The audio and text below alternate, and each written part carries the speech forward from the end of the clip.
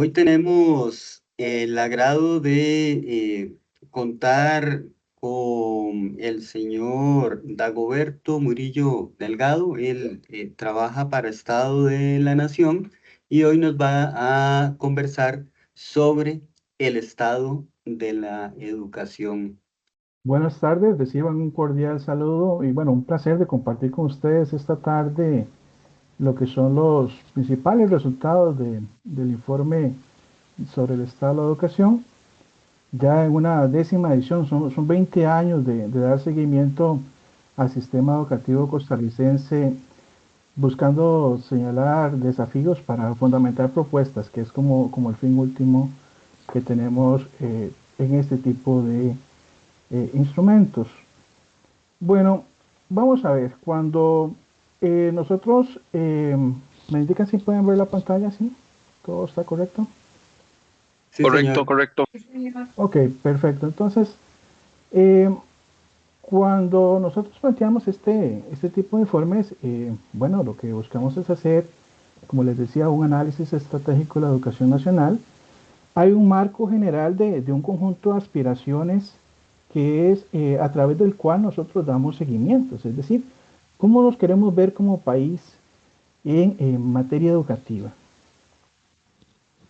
Sin embargo, eh, para esta décima edición, lo que encontramos a partir de esa lectura es que estamos en problemas. Ya habíamos señalado hace 6 años en el informe del 19 que nuestra educación estaba atrapada en un conjunto de inercias y problemas que impedían alzar el vuelo. Es decir, aquí señalábamos un conjunto de problemas de tipo estructural. Eh, ya para el 2021, bueno, teníamos una situación muy particular. Vino la pandemia y está lo que el informe señaló como un apagón educativo. Y aquí hicimos un señalamiento eh, de señalar la urgencia de la situación, de tomar un conjunto de medidas para enfrentar esa situación que nos estaba provocando la pandemia. Y ahí hablamos del concepto de apagón educativa como un conjunto de interrupciones que afectaron ese proceso regular de enseñanza-aprendizaje que traíamos. Para el 2023, bueno, señalamos que ante ese grito, ante ese llamado a la urgencia del 2021, no logramos mayor cosa. Eh, Señalamos que el país tenía un conjunto de graves rezagos. Por eso en la portada señalábamos el tema de una educación con S y sin tilde, ¿verdad? Es decir, esto muy inspirado, y hoy lo veremos tal vez en una de las diapositivas, en la situación que estábamos viendo en el salón de clase. Para este 2025, eh, señalamos que Costa Rica sigue experimentando una grave crisis, pero acá vamos a señalar, y hay un tema medular que gira alrededor de este informe, y es que la educación está perdiendo un valor público que siempre tuvo en nuestra historia, un valor público estratégico que es relevante retomar. Y vean que hemos usado dos conceptos fundamentales. Por un lado, ¿qué es crisis educativa? Y por otro, ¿qué es el valor público de la educación? Vamos a ver que ambos están estrechamente relacionados, pero empecemos por el tema de crisis, ¿verdad? Por ello entendemos una fuerte caída en los aprendizajes de las personas estudiantes, ¿verdad? Y esto los va a poner muy por debajo de los mínimos establecidos tanto a nivel nacional como internacionalmente. Vamos hoy a ver un conjunto de competencias de repente donde no estamos logrando llegar a esa aspiración. Recuerden que esto es una lectura desde el punto de vista aspiracional. Y ahora bien, pasemos a entender qué es el valor público. El valor público acá lo vamos a entender como la importancia cívica y social que tiene esta educación, o sea, esta educación, y abogamos por una educación de calidad para las personas y para el país. Entonces, dicho esto, eh, vamos a ver que esta crisis causa una pérdida de valor público. ¿Y por qué lo decimos? Vamos a ver, por un lado, que esto afecta el desarrollo humano del país, es decir, las posibilidades de desarrollo. Y cuando planteamos esto, hay que entender también cómo va evolucionando el tema de la población costarricense. Hoy estamos en una situación donde cada vez tenemos una proporción mayor de personas adultas mayores y las personas que van ingresando al sistema educativo cada vez representan una proporción menor. Entonces aquí tenemos un tema importante que no podemos obviar. El segundo tema es que esta crisis que estamos señalando también frustra sueños y las aspiraciones de las personas. Es decir, eh, ¿qué ocurre con aquellos que de repente tienen que ver interrumpida su trayectoria educativa? Bueno, puede tener un efecto muy severo porque puede profundizar las inequidades que ya existen, es decir, profundizar esas desigualdades, pero aquí agregamos un elemento fundamental y es que se rompe la cohesión social, se puede romper ese tejido social. Entonces, de ahí que hablamos que la situación es grave y también señalamos que nos urge actuar, es decir, no podemos permanecer estáticos ante esta situación, tenemos que actuar, tenemos que hacer algo. Si vemos, cuando uno ve el contexto, pareciera que el país está distraído, o sea, tenemos un gran problema, pero el país está distraído. Cuando vemos el por qué, empezamos a ver que hay una preocupación enorme por otros temas.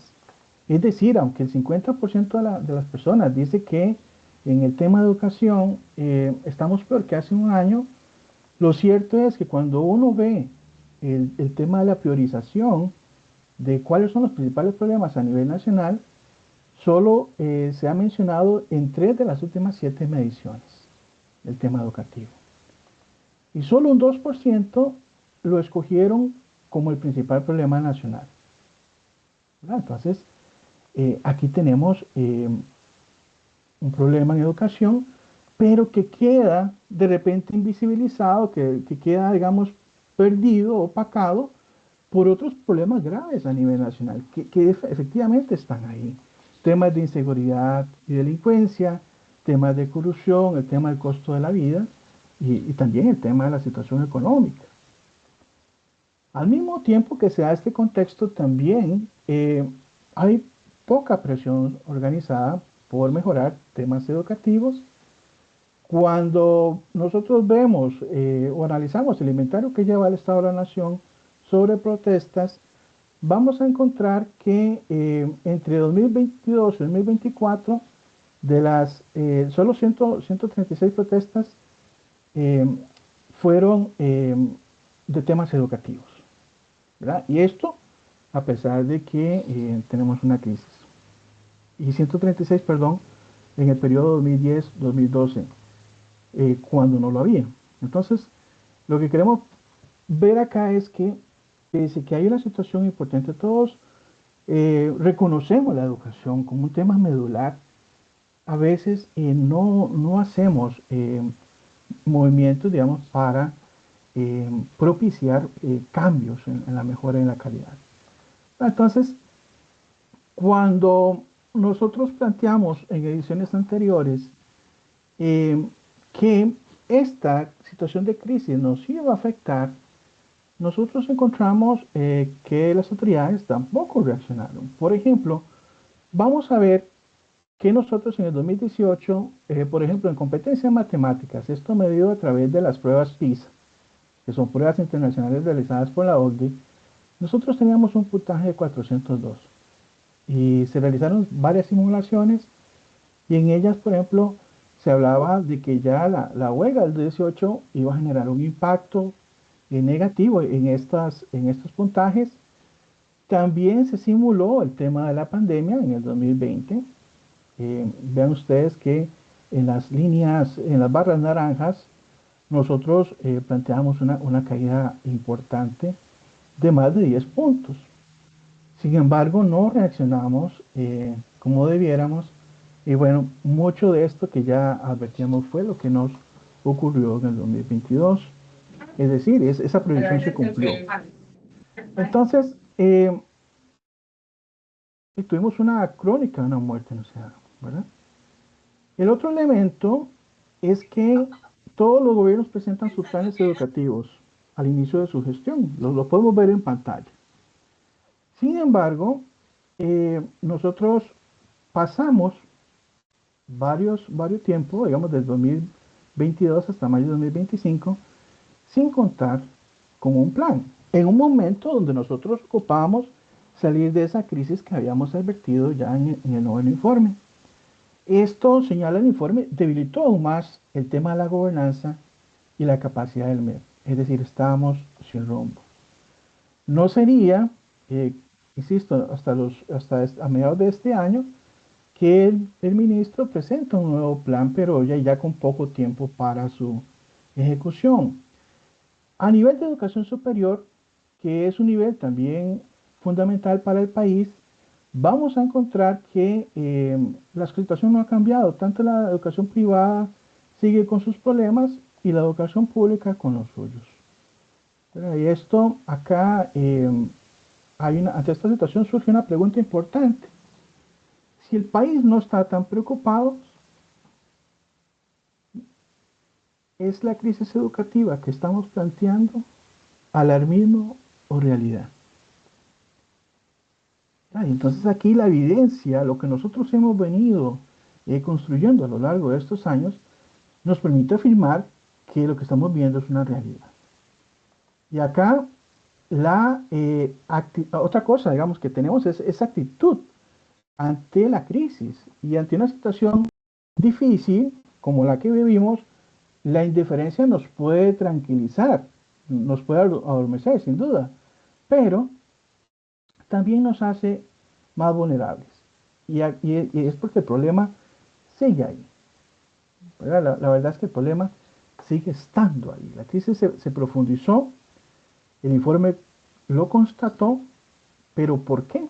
Vamos a ver por qué. En el informe 2023 nosotros hablábamos de dos factores importantes que lo habían generado. Por un lado teníamos los rezagos estructurales, estos temas que seguimos puntualizando cada vez que nos toca publicar el informe, problemas que están ahí, por ejemplo, temas de infraestructura. A esos problemas se le sumó otro, que es el del apagón educativo. Es decir, esas interrupciones que se dieron entre el periodo 2018-2022. Esto vino y ya hemos dicho que la crisis se profundiza.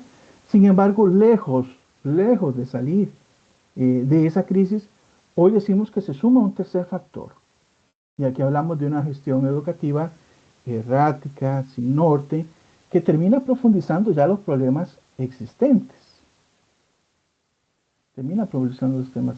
Entonces, el cóctel de la crisis que tenemos hoy, pues es mucho más complicado. Y ante una situación que es más difícil y apremiante, vamos a encontrar un conjunto de malas decisiones que están vulnerando esos logros históricos de la educación. Pero veamos por qué malas decisiones. ¿Qué entendemos por eso? Primero, hablamos de decisiones de autoridades que son erráticas, que son improvisadas, que carecen de sustento técnico o de rendición de cuentas y que tienen consecuencias importantes. Y esto tiene una consecuencia y es que profundizan los problemas, no ofrecen mejores alternativas, pero también generan gran incertidumbre en el sector educativo, es decir, nadie sabe para dónde vamos. El informe documenta detalladamente, digamos, estas malas prácticas y vamos a ver algunos casos. Primero de ellos es el cambio de planes para remediar el apagón educativo. Es decir, ya tuvimos los efectos de la pandemia. En el 2021 el mismo ministerio planteó el PINA, el Plan Integral de Nivelación Académica, pero bueno, llegamos al 2022 y se decidió que ya el PINA no iba. Se empezó a trabajar con diagnósticos institucionales, pruebas nacionales compresivas y estandarizadas. Ya en 2025 señalamos o decimos adiós a las pruebas comprensivas. Ahora la responsabilidad del diagnóstico recae en la persona docente, pero no hemos trabajado a la par de ellos para dotarlos de herramientas pedagógicas de apoyo. La pregunta es, ¿qué nos va a traer el 2026? ¿Qué nos va a traer el 2026? El segundo ejemplo que tenemos, por ejemplo, es la eliminación del Programa Nacional de Informática Educativa y de la estrategia de conectividad que se venía implementando. Vean ustedes, en el 2022 el MEP le pide a la SUTEP suspender la distribución de dispositivos que se habían comprado justamente en el marco de la pandemia. Además, la Contraloría General de la República eh, elimina la red educativa del Bicentenario como estrategia de conectividad.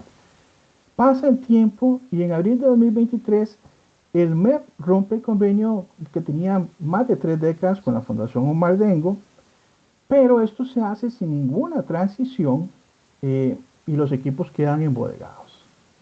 6 meses después, o sea, 6 meses después del rompimiento del convenio o la no renovación, el Consejo Superior de Educación aprueba el nuevo programa. Entonces, si vemos, hasta el 2024, el MEP presentaba serias debilidades para implementar ese nuevo programa, tal como lo ha constatado la Contraloría General de la República.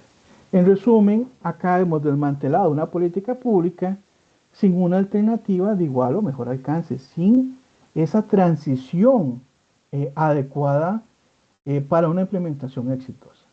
El tercer ejemplo que tenemos es la eliminación sin criterio técnico del programa para la afectividad y la sexualidad integral que se había aprobado en el 2012.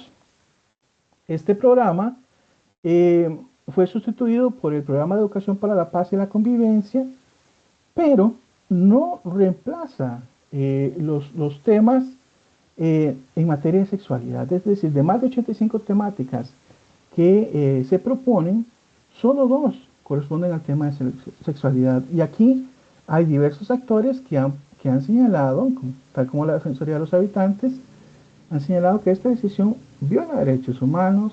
Los mismos departamentos del ministerio afirman que se carece de un aval técnico y que es que es socialmente excluyente. Entonces acá tenemos una política que puede o corre el riesgo de ser regresiva en materia de derechos humanos. Ahora, también, y ya esto toca a nivel de educación superior, es el abandono de una planificación que teníamos de mediano plazo para el financiamiento de la educación superior pública y pasamos a negociaciones eh, anuales.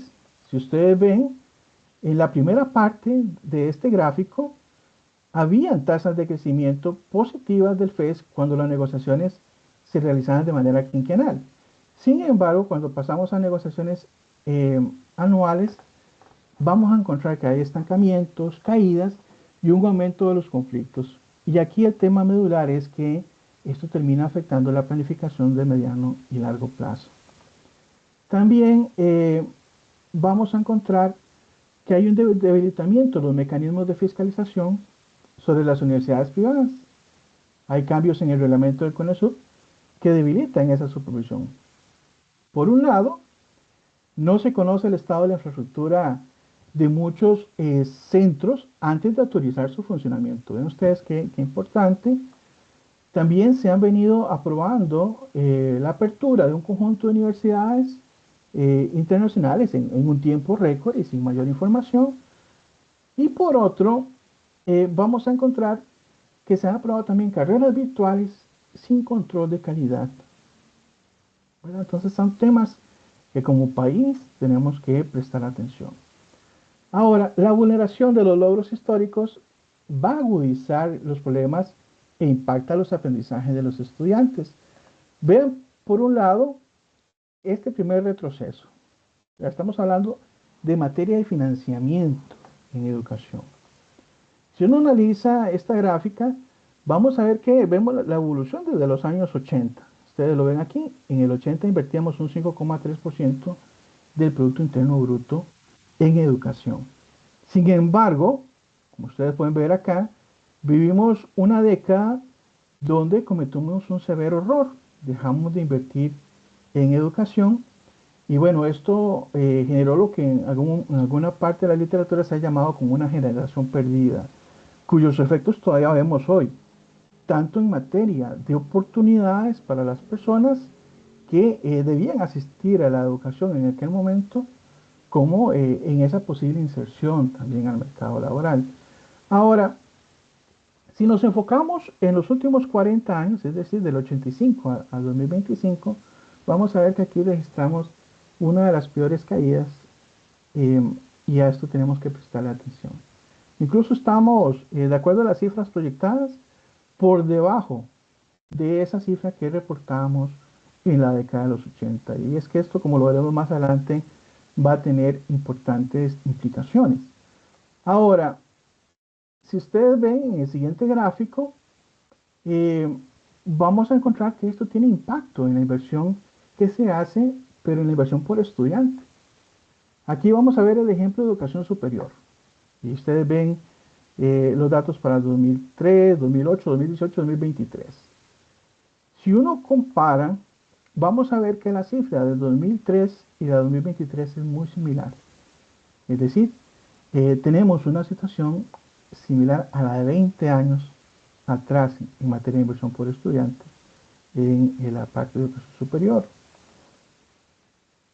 Pero la vulneración de logros tarde o temprano también va a terminar impactando los aprendizajes de las personas estudiantes. Veamos el siguiente ejemplo en matemáticas.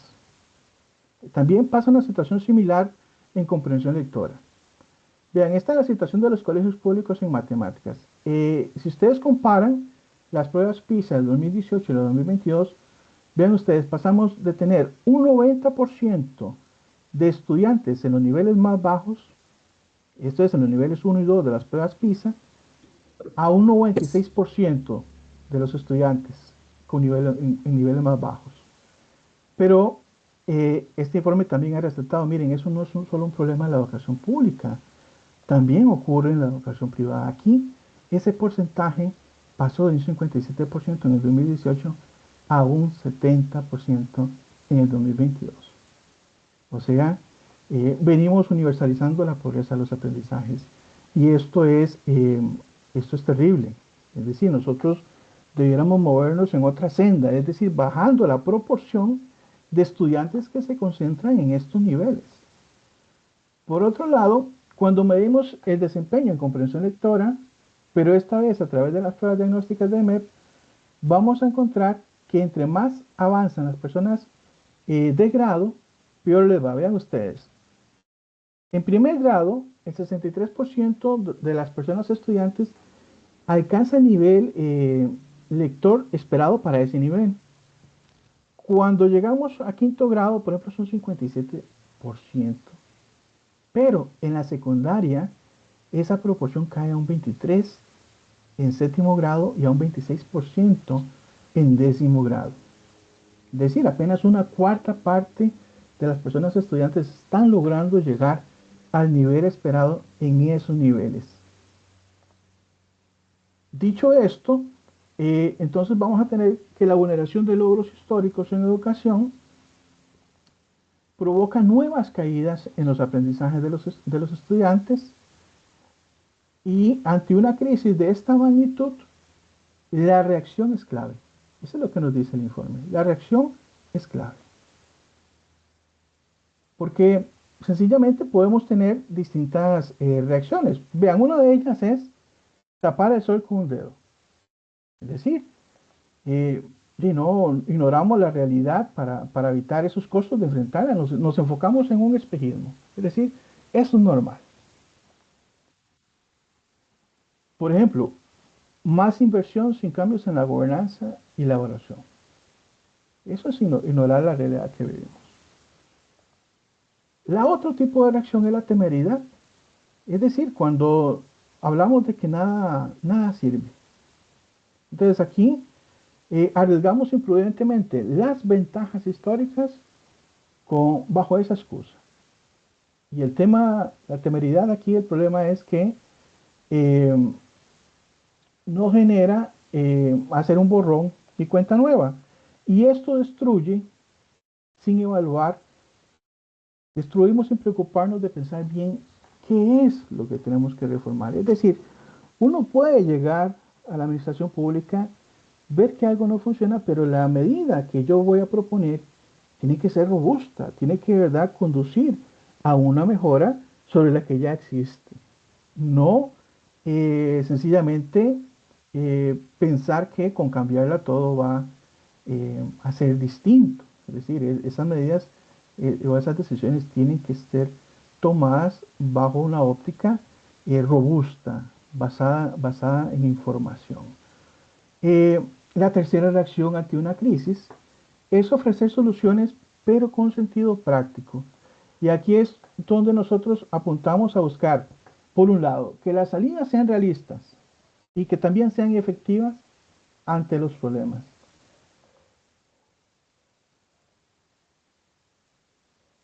Y aquí, para diseñar esa salida, es urgente, indispensable, eh, y esta es la opción que nosotros estamos proponiendo precisamente, creo que ahí me salté una diapositiva. Entramos aquí a la parte, digamos, de cómo salir de la crisis.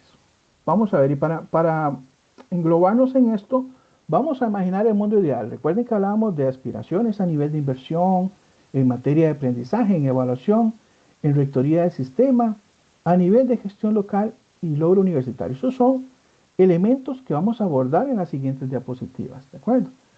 Por otro lado, vamos a tener varias direcciones al mismo tiempo, que uno tiene que ir viendo a ver cómo va solucionando un problema a la vez. Y es que cuando uno se piensa, no tenemos tiempo para resolverlo todo completamente. Es decir, no podemos tener una reforma integral, como a veces se busca, sino lo que nosotros buscamos son mejoras graduales.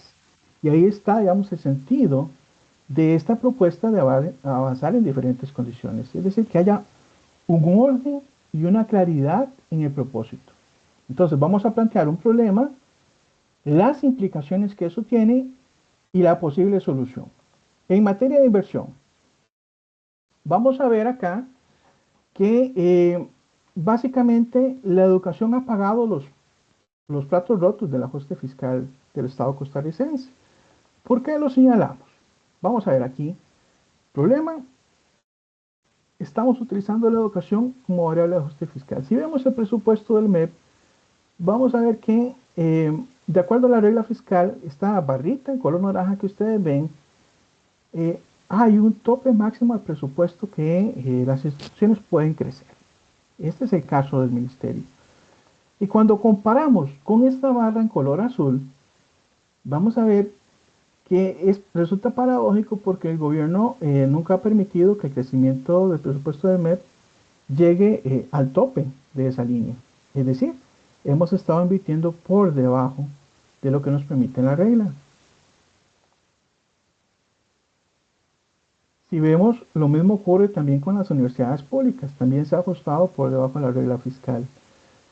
¿Qué es lo que el informe señala? Miren, cortar es fácil, pero recuperar es muy difícil. Si vemos este gráfico, aquí tenemos la evolución del presupuesto del ministerio.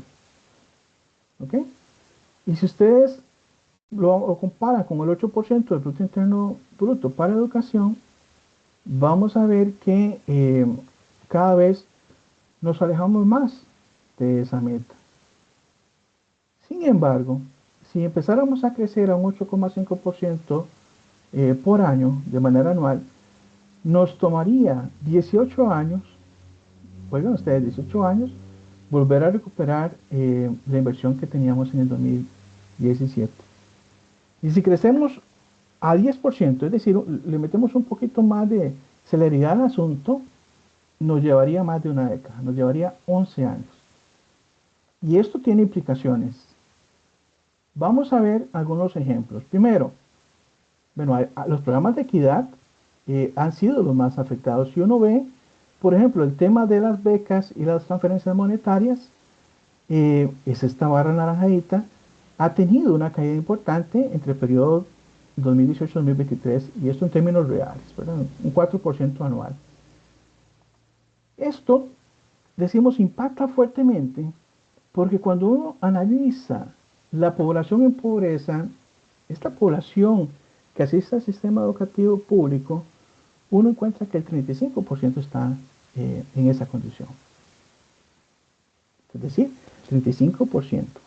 Más de uno de cada tres personas estudiantes entre 4 y 18 años viven en una situación de pobreza. Ahora, eso por el lado de las becas, pero también esta caída en la inversión va a afectar el mantenimiento de los centros educativos. Esto limita la atención de escuelas y colegios por órdenes sanitarias. Aquí tenemos los puntos azules en el mapa, que son lo que el ministerio denomina centros con daños leves a moderados, y en estos color naranja están los centros con mayores problemas. Ya algunos están clausurados por temas de infraestructuras ruinosas. Pero la gran pregunta que uno tiene detrás es ¿por qué llegar a esta situación de centros con órdenes sanitarias? ¿Cuál es la política de mantenimiento que hay detrás? ¿Cómo podríamos salir de ello? Ahora vean ustedes, esto no solo impacta la infraestructura física, sino también otros temas como la conectividad. Y esto, cuando analizamos, por ejemplo, centros rurales, vamos a ver que de acuerdo con las personas docentes, las personas directoras, eh, hay como una alta coincidencia de un problema permanente de infraestructura y conectividad. Esto se une, digamos, a otras limitantes que enfrentan particularmente. En el caso, por ejemplo, de las escuelas unidocentes, ya hemos dicho, los temas de recargo laboral, un solo docente atendiendo los 6 niveles y también atendiendo temas administrativos. También se limitan otras áreas estratégicas. Por ejemplo, casi nadie cuestiona el hecho de que la educación técnica ofrece oportunidades al país para potenciar esas capacidades de las personas estudiantes para que puedan integrarse en el mercado laboral. Sin embargo, en el 2015 nosotros teníamos 220 servicios de educación técnica aquí entre colegios, secciones nocturnas. En 2019 llegamos a 240 gracias a la ampliación del servicio en IPEX y SINDEAS, y en el 2024 llegamos a 246. Aquí estamos hablando de menos de 3 colegios nuevos por año durante la última década. Esto a pesar de que hemos hablado que es un tema prioritario. Ahora, si ustedes ven la implicación, cuando uno ve la proporción de la población de 18 a 64 años que tienen educación técnica, esto aquí nos hemos mantenido por debajo del 5% históricamente. Por ejemplo, en 2015 era un 3,1% y en el 2024 3,4%. Si uno analiza la pirámide de formación técnica, lo que va a encontrar es una cintura muy chiquitica de técnicos medios y técnicos especializados. Y ahí todavía nos queda mucho por avanzar. También este tema de la caída de presupuesto impacta, digamos, las condiciones salariales de las personas docentes. Vean ustedes, si comparamos en términos reales el ingreso neto del sector público, entre 2013 y 2024 se mantiene muy parecido. O sea, hay algunos altibajos ahí, pero en términos generales la tendencia es bastante estática. Es decir, los salarios de primaria y secundaria siguen estancados. Entonces, frente al problema de la inversión educativa, el informe ofrece una salida y es desarrollar una estrategia de recuperación gradual de la inversión. Y esto que tenga metas precisas, costeadas y supervisadas. Es decir, acá ocupamos escoger una ruta de recuperación, pero cuando lo hacemos también tenemos que tener la disciplina para cumplirla. Y es que hay que entender que esto es una decisión país, es una decisión de Estado. Cuando hablamos de este tema, por ejemplo, el informe propone como objetivo general lograr un sistema educativo de calidad. Y aquí hicimos una consulta con diversos actores para ver qué requeríamos ahí y dónde podríamos pensar e invertir esos puntos adicionales del Producto Interno Bruto. Y hay 4 ejes medulares. Uno que tiene que ver en lograr una cobertura con equidad, aprendizaje de calidad, buenos ambientes de enseñanza y el cuarto pilar es el de docentes idóneos. Cada uno de estos elementos tiene metas precisas que están cuantificadas en el capítulo 4 del informe, todas puntualizadas ahí. Ahora, estas se basan, como les decía, en cuatro pilares. Se establecieron 13 objetivos operativos, 20 parámetros de logro y aquí hablamos más de 90 metas. Cada una de ellas tiene una estimación de costos. Ahora, este ejercicio sería importante ampliarlo, digamos, en aquellos rubros que de repente no se contó con la información, pero por lo menos ofrece una perspectiva de dónde podríamos nosotros revertir esa tendencia decreciente y empezar a salir eh, de esa crisis y buscar nuevamente la aspiración del 8%. Pero como decimos, eso no lo vamos a lograr en un año, vamos a tener que hacerlo de manera gradual. Y aquí planteamos un escenario. Miren, es cierto que aparte de lo que invertimos hoy, ocuparíamos como un 3,5% adicional para solventar esos problemas identificados en estos cuatro pilares. Pero hay que reconocer la realidad en la que vivimos. Y ahí lo que estamos planteando es que, mire, usted podría empezar a invertir el 0,11% del Producto Interno Bruto. Ir incrementando eso hasta el 2030 y alcanzar un 0,34% adicional del PIB. Y mantener ese monto alrededor del 0,3% hasta el 2040. Vean ustedes que no son incrementos dramáticos y de acuerdo a los análisis realizados para este informe, consideramos que están al alcance. Voy a poner un ejemplo de metas. Por ejemplo, pensemos en una de las aspiraciones que es contar con escuelas que ofrezcan el currículum completo. Este es un tema recurrente en el informe Estado de la Educación. Por ejemplo, eh, hemos dicho que menos del 10% de las escuelas en el país ofrecen todas las asignaturas. Es decir, muchas trabajan con horario ampliado eh, y otros esquemas donde la cantidad de lecciones se empieza a reducir. En el 2025, del total de escuelas de más de 3.500, solo 314 ofrecen ese currículo completo. Por ejemplo, si pusiéramos como meta elevar a 364, eso nos costaría, lo ven acá en color celeste, 13.800 millones.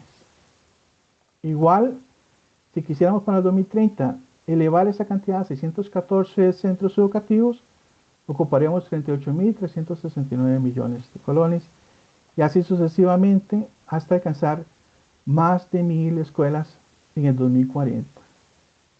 Es decir, para este escenario se construyó un plan concreto con objetivos, con costos y con metas evaluables.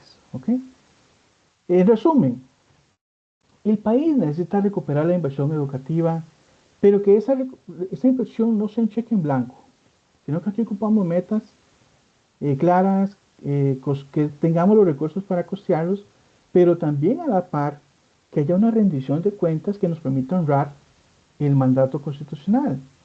Esta es una condición que nosotros consideramos indispensable para recuperar el valor público de la educación, que fue el tema con el cual inicié la charla. Vamos a ver ahora. El segundo problema que vamos a abordar esta tarde es el tema de los aprendizajes. Aquí hemos hablado de que tenemos un problema de pobreza de los aprendizajes, que no hay una mediación docente adecuada y no se puede mejorar las habilidades fundamentales del estudiantado sin atender esa debilidad. Pero ¿qué es una habilidad fundamental? Vamos a ver qué son aquellas que el currículo nacional establece como indispensables para todo estudiante. Por ejemplo, leer, escribir, resolver problemas matemáticos, y son, por cierto, aquellas en las que tenemos los resultados más bajos de las pruebas PISA. Es decir, ¿Y qué entendemos por mediación docente? Bueno, ese conjunto de estrategias y acciones de las y los docentes para enseñar y promover esas habilidades. Por ejemplo, ¿cómo se sacan las ideas principales de un texto? Eso es lo que ese conjunto de estrategias para poder enseñar ese elemento son lo que nosotros hablamos eh, como estrategias. Ahora, aquí hicimos un estudio con personal docente de primaria para ver cómo ellos enseñan a leer. Le preguntamos por diferentes estrategias que usan para trabajar temas como la fluidez en la lectura, que es un elemento fundamental para luego avanzar a tareas más complejas de comprensión. Vean ustedes, muchas personas siguen usando el tema de la lectura silenciosa. Aquí no sale que es el 31%. Y la literatura, los estudios que hacemos, lo que evidencian es que esa no es la mejor estrategia. En cambio, tenemos acá, pocos recomendaron utilizar didácticas que sí contribuyen a la mejora de la fluidez de acuerdo con la literatura. Por ejemplo, leer en voz alta o, por ejemplo, solo el 11%, decir uno, ya un 1% mencionó ejercicios específicos para mejorar el tema de la velocidad. 1%, uno de cada 100. Entonces aquí es donde nosotros ocupamos también empezar a trabajar con las personas docentes sobre cómo mejorar esas debilidades que estamos viendo. Vamos a otro ejemplo que es en el caso de matemáticas. Aquí la historia también es similar. Se les preguntó sobre cómo abordar temas de estadística y probabilidad. Es un tema que de primaria, dicho sea de paso, siempre queda como relegado. Y aquí el elemento central es cómo resolver problemas en la vida real. Cuando uno analiza los resultados de las 165 personas docentes que fueron consultadas, que participaron en este estudio, solo una mencionó una estrategia que refleja el dominio del tema y del programa de estudio. 16 de ellas mencionaron estrategias relacionadas, pero sin las recomendaciones del programa. 31 mencionaron un conjunto de estrategias generales para enseñar matemáticas, pero no precisamente para enseñar estadística y probabilidad. Y la gran mayoría, y este es aquí el tema preocupante, mencionaron estrategias que no se relacionan con, ni siquiera con la asignatura. Entonces, aquí es donde hemos señalado que mucho hay que mejorar sobre cómo aprenden las personas docentes en la universidad. Y eso tiene implicaciones. Vamos a ver. La primera y la más obvia es que los programas de estudios no se implementan en las aulas como se debe. Tenemos, ya lo hemos dicho en reiteradas ocasiones, cuando hemos analizado programas de inglés. Hoy también traigo el caso específico para estudios sociales como un paréntesis dentro de esta presentación. Eh, y siempre hay un tema que es que tenemos una reforma curricular que de repente no logramos eh, una aplicación efectiva en el aula, ¿verdad? Terminamos desperdiciando muchos esfuerzos, mucho tiempo ahí y de repente no logramos los resultados deseados. En otro estudio también que se hizo, vamos a encontrar que el gusto por la lectura se empieza a reducir cuando uno pasa del segundo a cuarto grado. Entonces aquí utilizamos una escala de 0 a 5. Entonces, si ustedes ven, las personas de segundo grado puntúan 4,5, 4,1 de 5. Están muy cerquita ahí. Pero ese gusto eh, cae a 3,3% cuando vemos el tema de cuarto grado. ¿Se acuerdan que hablaba de la educación con S? Bueno, aquí ya hemos visto que tenemos problemas. Y esta situación de el aprecio por la lectura también se traduce en problemas para la escritura. Vean, por ejemplo, este niño de quinto grado, este lo hemos señalado en el informe anterior. Vean los errores ortográficos. Ahí van a estar marcados o resaltados en color rosa, me parece que ustedes lo ven, color naranja. Y el tema medular acá es que si estos temas no se atienden, estos temas se siguen arrastrando a lo largo de la trayectoria educativa de la persona estudiante. Y ahí es donde nosotros hablamos de ese conjunto de rezagos en habilidades fundamentales. Cuando uno ve, o sea, la construcción de sus conocimientos, la trayectoria educativa que llevan, vamos a encontrar hoy que la lectura, la capacidad de lectura promedio de una persona estudiante de 15 años, es decir, generalmente están como en noveno, algunos ya están en décimo, otros van a estar en octavo, los que van más rezagados. Bueno, ese nivel de lectura es actualmente como el de una niña o un niño de tercer grado de escuela. Eso es lo que se está encontrando con los resultados en este informe. Ahora, para que veamos este contexto y cómo esto va trascendiendo, digamos, si vemos esa arista, esa visión de la trayectoria educativa, uno no debería sorprenderse, digamos, que en las pruebas que se realizan a nivel universitario, por ejemplo, de 10 estudiantes que ingresan a la universidad, este es el caso de la Universidad Nacional, 6 tienen un nivel de desempeño deficiente, 3 un nivel básico y solo una persona alcanza el nivel mínimo necesario para ingresar a la universidad. Solo una persona. Esa es la situación, digamos, de las personas que ingresaron al 2025 a la universidad. Entonces, perdón, 2024. Pero es una situación que nosotros tenemos que prestarle mucha atención, y es cómo van avanzando estas generaciones de personas estudiantes, ¿ok? Entonces, la pregunta es, ¿qué hacemos? Y aquí es donde el informe propone mejorar la calidad de las lecciones con políticas precisas en materia de nivelación, en mediación y en evaluación. Vean ustedes, empecemos por la nivelación. Nosotros estamos proponiendo que se promueva la lectura como un proceso gradual, empezando, digamos, con la lectura emergente, la etapa que involucra el conocimiento del código alfabético, todo el tema de ideas principales, y así hasta llegar a comentar con sentido crítico. Pero primero tenemos que entender que esto no se construye desde la última etapa. Es decir, tenemos que hacer todo ese recorrido. No se puede alcanzar o no se puede llegar a comentar con sentido crítico sin pasar por las primeras etapas eh, que están desde saber el alfabeto hasta las habilidades más complejas, ¿verdad? Que van generándose en ese diagrama. Ahora, hay otro elemento fundamental y es hacer ejercicios que promuevan la escritura creativa.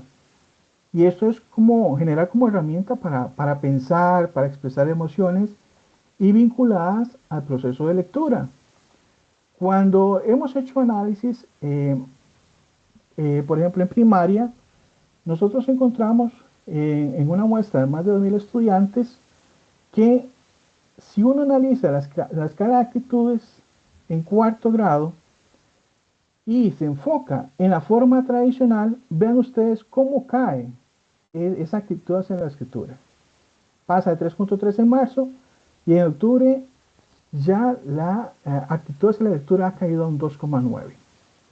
Pero cuando se trabaja con escritura creativa, esto es desde el disfrute, la expresión libre y el interés crece. Y vean ustedes, también en esos 7 meses se pasó de 3,1 a un 3,2. Ahora, si lo hiciéramos todo el tiempo, ¿cuánto podríamos mejorar? ¿Cuánto podríamos mejorar promoviendo este tipo de enfoques? Otra arista, que es un elemento central para salir de la crisis de aprendizaje, es la calidad del cuerpo docente. Hay que recordar que el docente es el corazón de los procesos de aula, ¿verdad? Entonces, no lo podemos dejar de lado. Aquí el informe propone varias líneas de mejora. En primer lugar, vamos a ver que hay que trabajar desde la formación inicial, también desde la formación continua en didácticas específicas para las materias de primaria. Por ejemplo, modelar en español cómo sacar ideas principales en un texto. Desde la capacitación continua en el uso de la tecnología e inteligencia artificial, por ejemplo.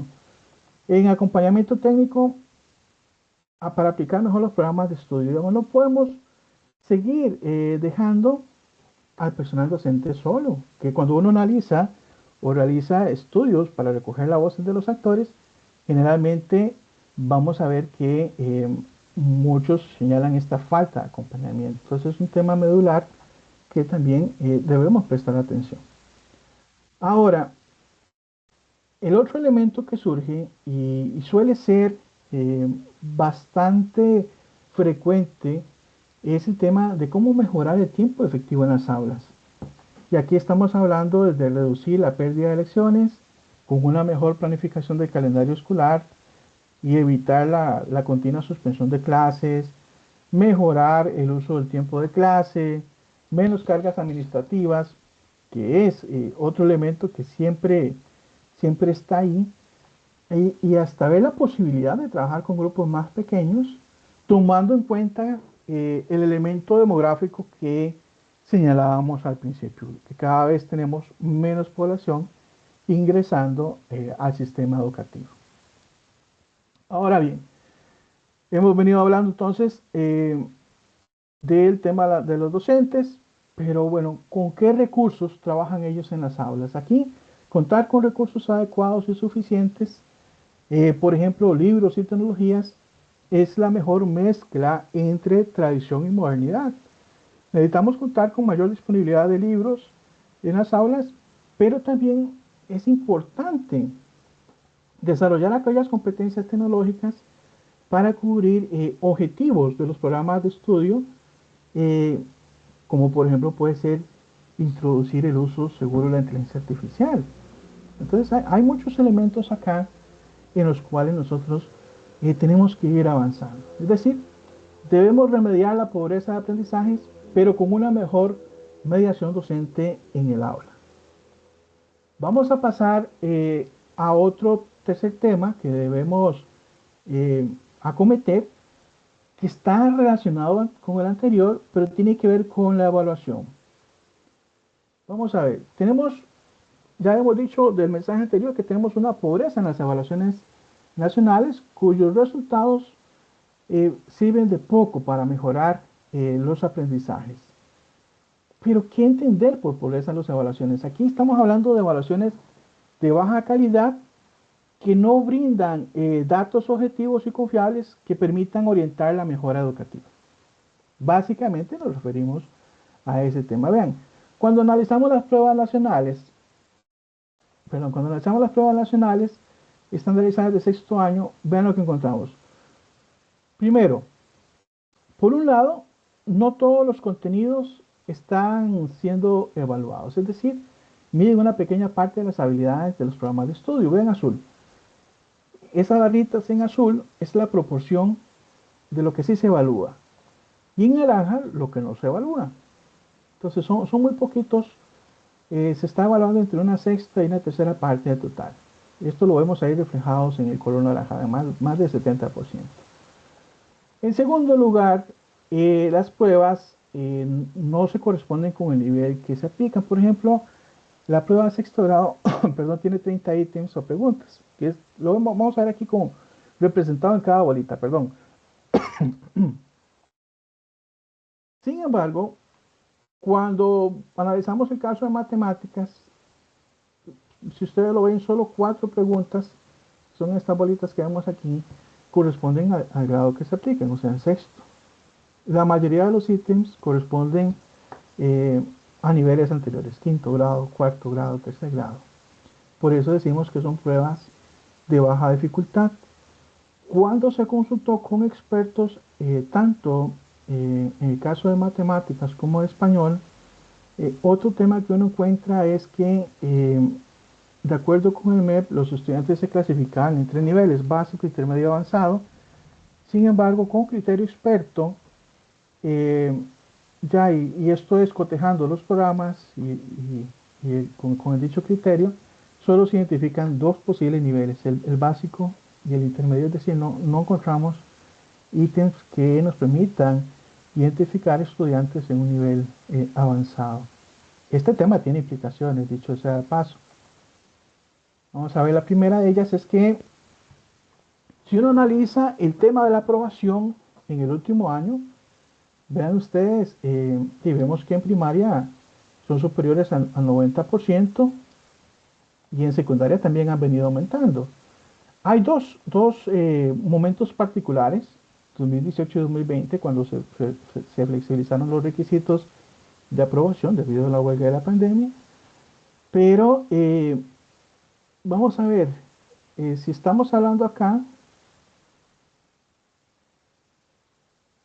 si estamos hablando acá de estos elementos fundamentales de la trayectoria estudiantil, vamos viendo debilidades importantes en materia de rendimiento.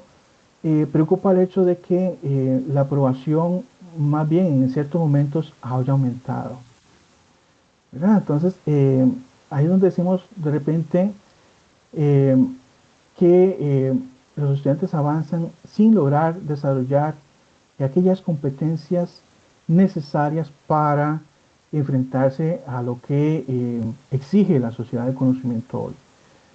La segunda implicación es que estas pruebas no permiten tomar decisiones. O sea, no van a reflejar lo que las personas saben o no saben. Tampoco le van a permitir al cuerpo docente mejorar sus lecciones. Esto porque la información que se entrega es imprecisa y agregada. Se sobreestiman los aprendizajes. Era un poco lo que hablábamos de ítems que corresponden a otros niveles anteriores. Y al final se engaña a las personas del país al certificar un dominio que involucra apenas una cuarta parte de los programas de estudio. Un poco está este planteamiento y la salida que ha venido señalando el informe, incluso desde la versión del 2023, es la importancia de mejorar la evaluación de acuerdo con recomendaciones internacionales. Y aquí retomamos la propuesta de avanzar hacia una agencia de macroevaluación que sea autónoma y desconcentrada. ¿Y en qué consiste eso? Miren, hoy tenemos la Dirección de Gestión y Evaluación de la Calidad, que es la encargada de diseñar, aplicar y analizar las pruebas nacionales.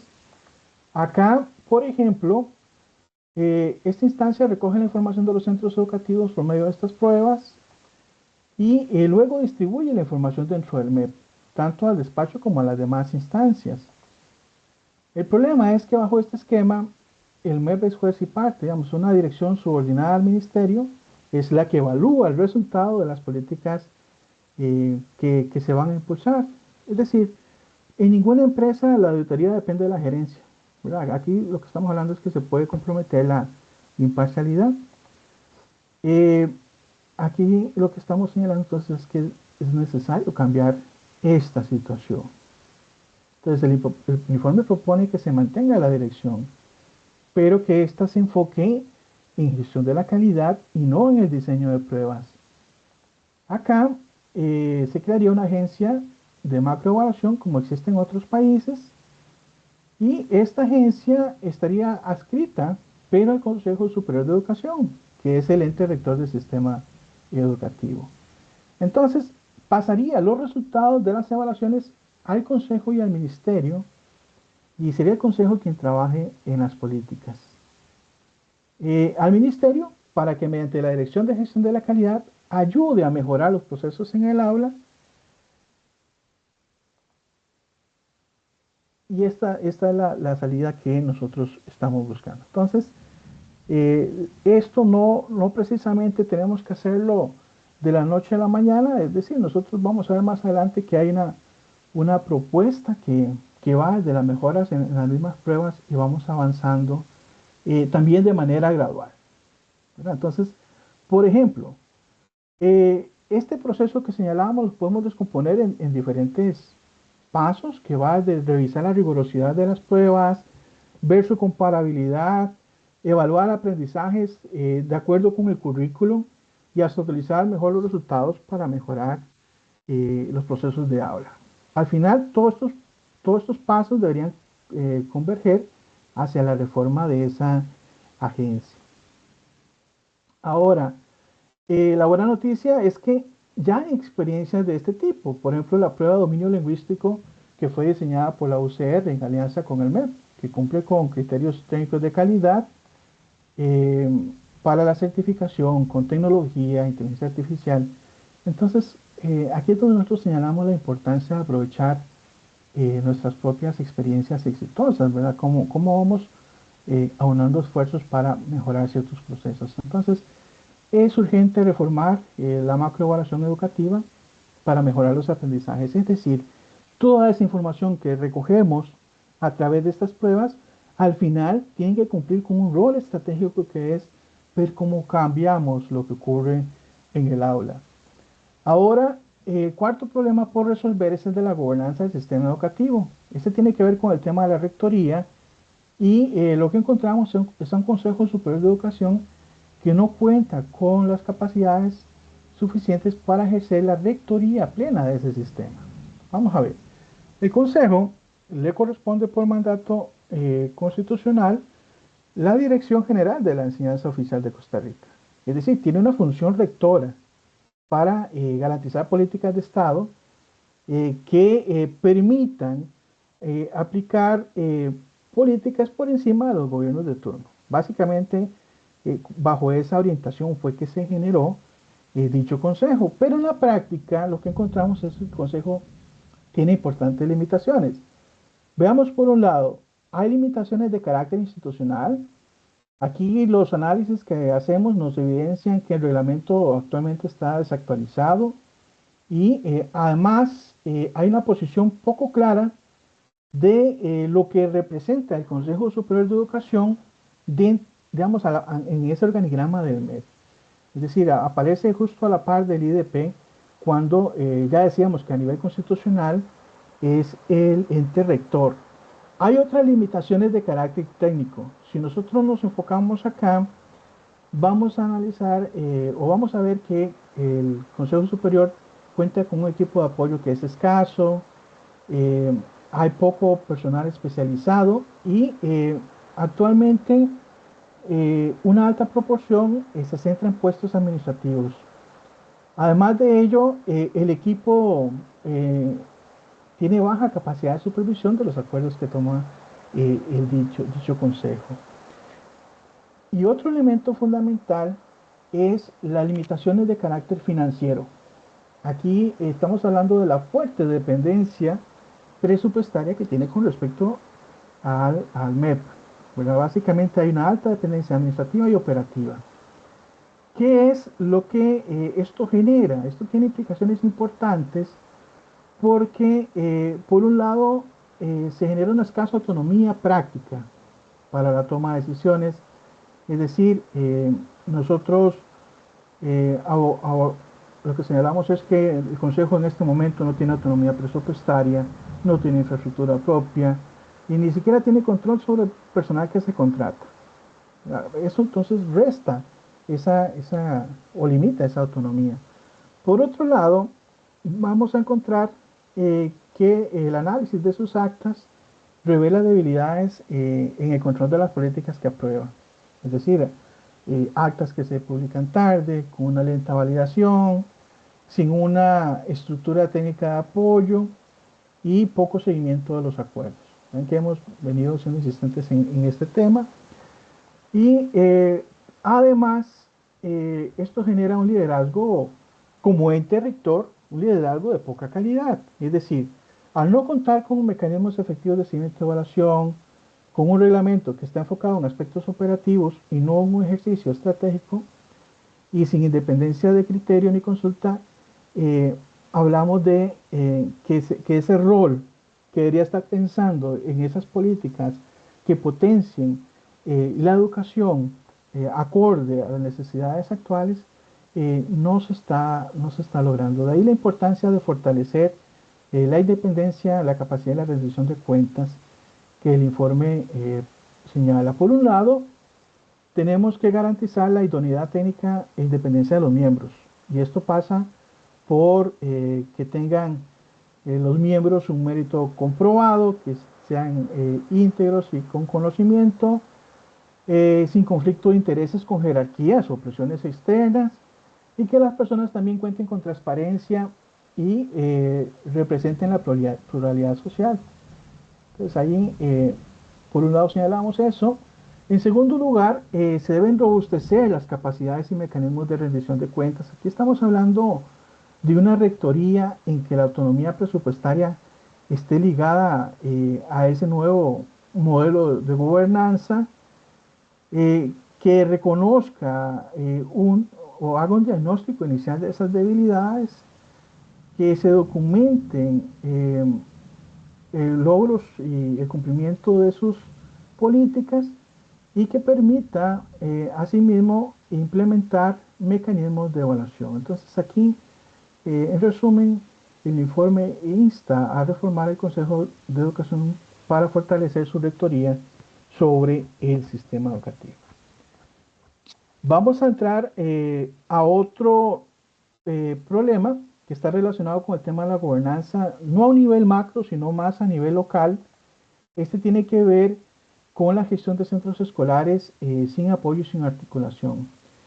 ¿Cuál es el problema acá? El problema es que muchos centros escolares, de acuerdo a los estudios que hacemos, a la recogida de la voz de los actores, señalan sentirse aislados, sin apoyo por parte del ministerio o de la misma comunidad.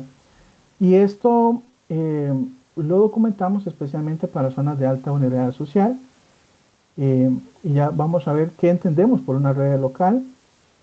Aquí vamos a ver que son asociaciones, instituciones públicas, empresas y gobiernos locales que trabajan juntos para apoyar a los centros escolares que funcionan en una comunidad.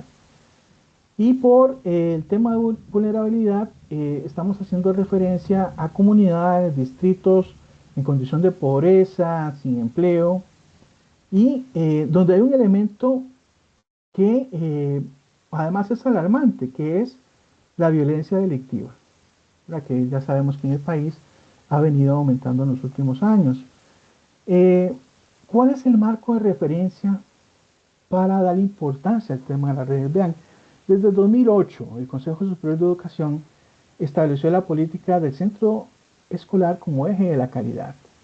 Y acá esto implicaba que el centro debía contar con autonomía, con una participación activa de los estudiantes, de las familias y de la comunidad local.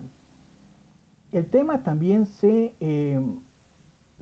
fortaleció, digamos, con la política del 2017 en la persona como centro del proceso educativo y dijo que el sistema debía fomentar redes que conectaran a comunidades educativas para que se apoyen entre sí. Aquí lo que se buscaba era articular esfuerzos junto a otros actores.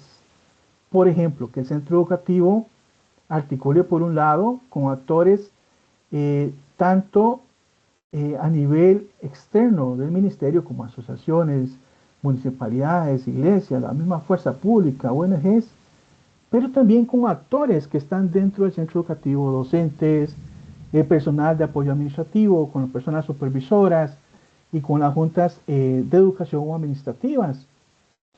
Sin embargo, como señalaba, el peor escenario que encontramos es tener centros educativos que están trabajando de manera aislada y sin apoyo.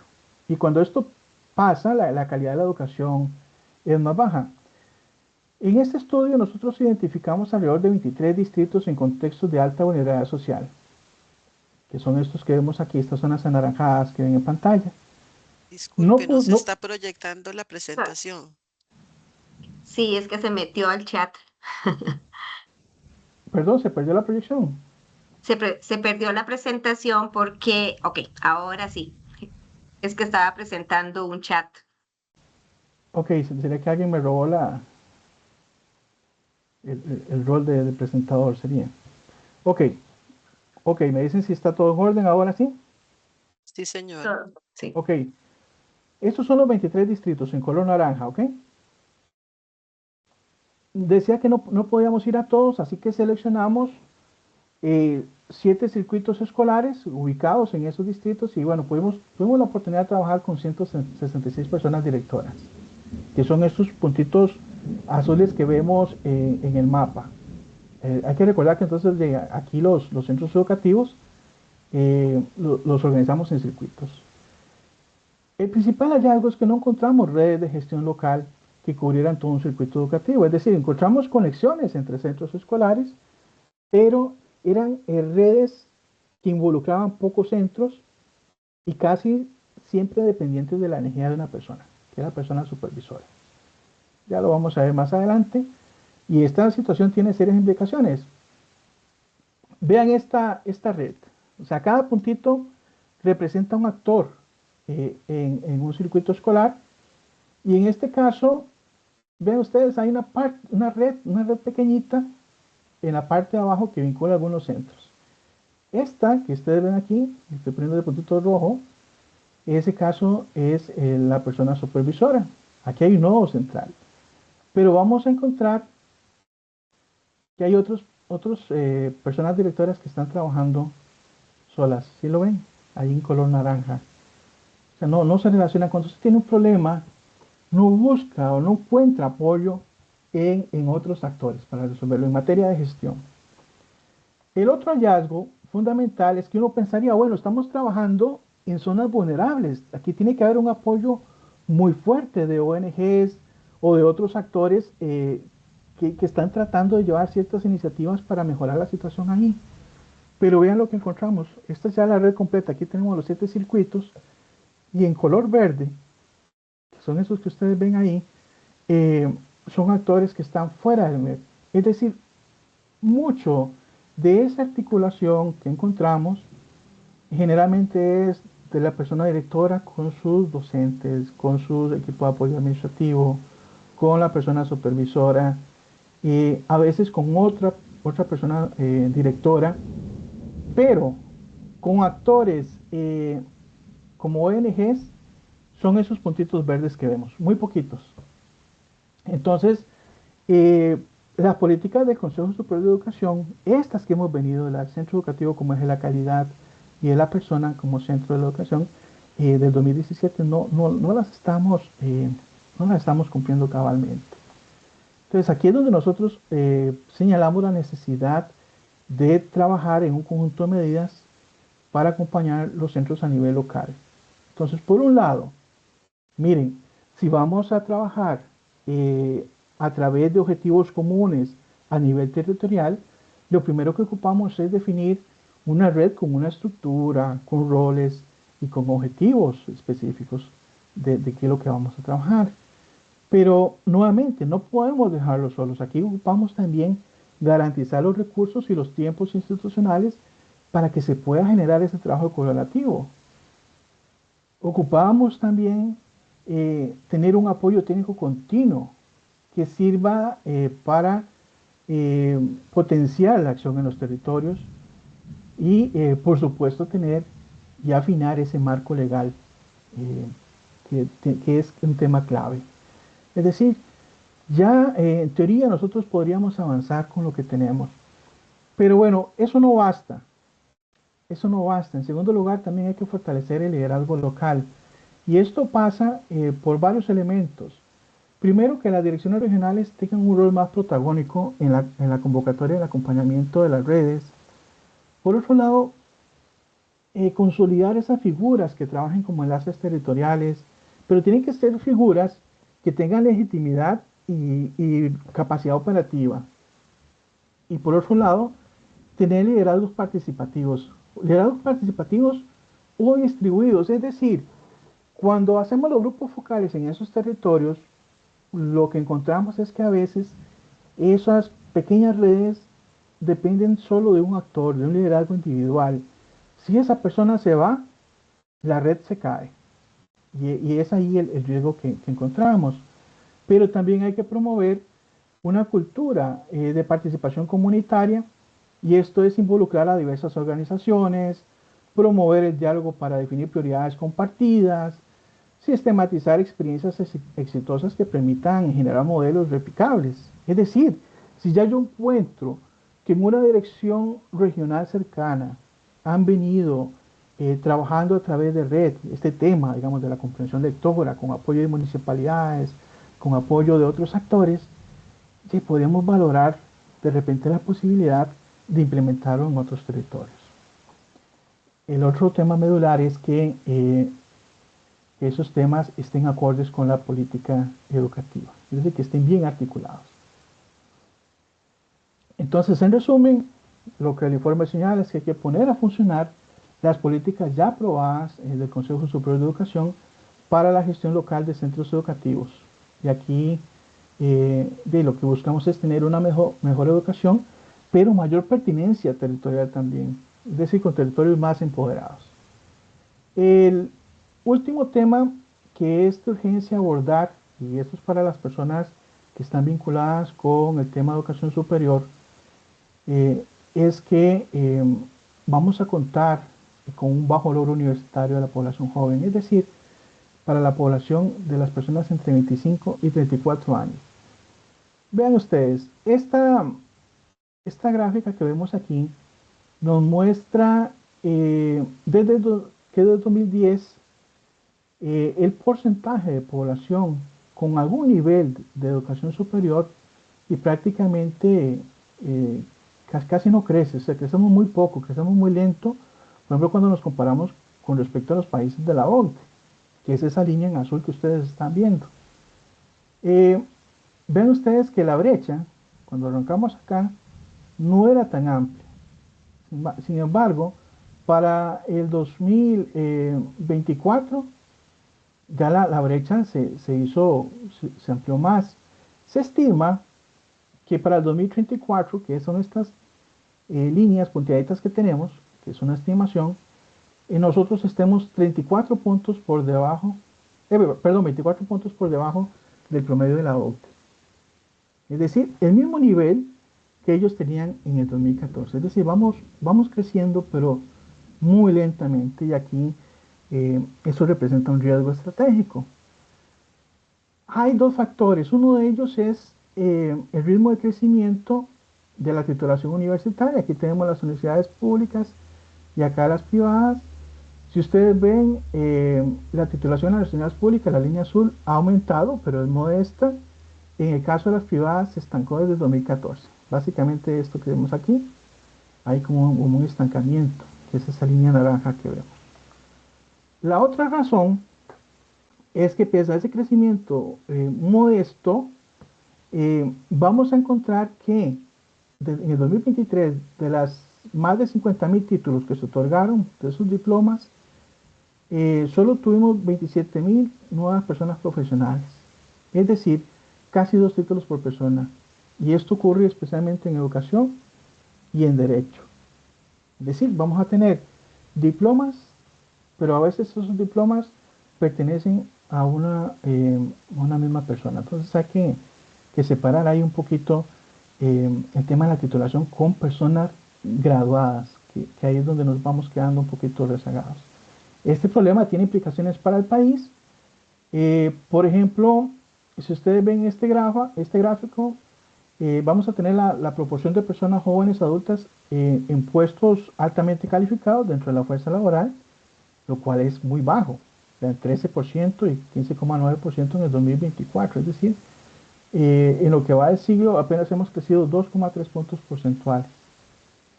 ¿Verdad? Entonces, estamos por debajo de un 16% en el 2024. Lo otro es que nos quedamos rezagados con respecto a otras regiones. Si ustedes ven acá, estamos muy por debajo del promedio de América Latina y la OCDE. Y el tema es que esto también tiene implicaciones a nivel salarial. Cuando uno analiza personas con calificación baja, vean ustedes, por ejemplo,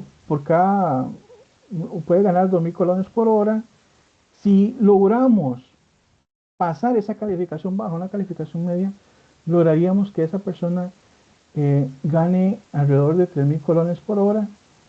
Pero en cambio, si logramos una mayor calificación, una calificación alta, esta persona recibiría 6.000 colones por esa misma hora, en promedio. Entonces, esta situación es la que vive la pequeña minoría de la cual estamos hablando. Por eso señalamos que aumentar el logro universitario es una meta urgente, inaplazable. Si vemos, Costa Rica está muy rezagado de sus otros países y tenemos mucho camino todavía por recorrer.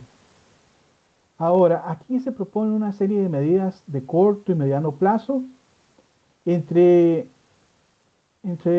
las medidas por ejemplo, deberíamos nosotros fijar por primera vez una meta nacional. ¿Por qué no establecer un 50% de jóvenes con preparación universitaria en una década? Es una meta ambiciosa, pero factible, es lo que el informe señala. Vean ustedes, por ejemplo, este tema del aprovechamiento del bono de secundaria. Es decir, cuando uno empieza a analizar la población de 18 a 24 años que termina la secundaria, vean ustedes que ha venido aumentando. Es decir, en el 2024 era el 72%. Pero la proporción que termina asistiendo a la universidad, vean ustedes, baja un 35%. ¿Qué pasa ahí? ¿Qué está pasando con ese otro 35%? Son personas que generalmente terminan vinculadas al mercado de trabajo y a veces con formación académica, no precisamente con formación técnica, que era el problema que mencionaba anteriormente. Entonces, el informe propone las siguientes medidas específicas. Por un lado, en el corto plazo, vamos a ver algunas recomendaciones como la necesidad de aprovechar los cupos existentes, la de contar con estrategias contra la reprobación y también tener metas de graduación, la de aumentar los rezagos en los diplomas universitarios, y esto es resolviendo rezagos desde la secundaria. Eh, Hay también que cambiar la oferta académica con un currículum más flexible, más articulado y mejorar, por supuesto, la oferta de calidad en los diplomas. Es decir, contar con formación técnica en áreas que le permitan a la población tener mejores salarios. Esos son temas que hemos venido señalando. Y aquí está un tema específico que conversamos con don Adolfo, que era el tema de la implementación de los programas de estudios sociales y cívica. Vamos a ver que hay una alta consistencia con temas que ya vimos para el caso de matemáticas y español. Nosotros nos enfocamos en los programas de estudios sociales, de estudios de educación cívica para la educación general básica y educación diversificada aprobado en el 2019. También se analizó el programa de estudios de estudios sociales y educación cívica para primero y segundo ciclos de la educación general básica del 2013 y el programa de estudios sociales de tercer ciclo de educación general básica y educación diversificada del 2016. Aquí se encuentra que estos programas, tanto de educación cívica como estudios sociales, contienen una fuerte apuesta a una construcción de una ciudadanía activa. Es decir, esto involucra la promoción de valores, de actitudes y de prácticas democráticas eh, bajo un enfoque dinámico e integral que promueve el derecho a la institucionalidad. Entonces, tienen un enfoque constructivista, evidencian que hay aplicación de metodologías activas y un diseño flexible que le permita a los docentes poder adaptarlo a diferentes necesidades y contextos.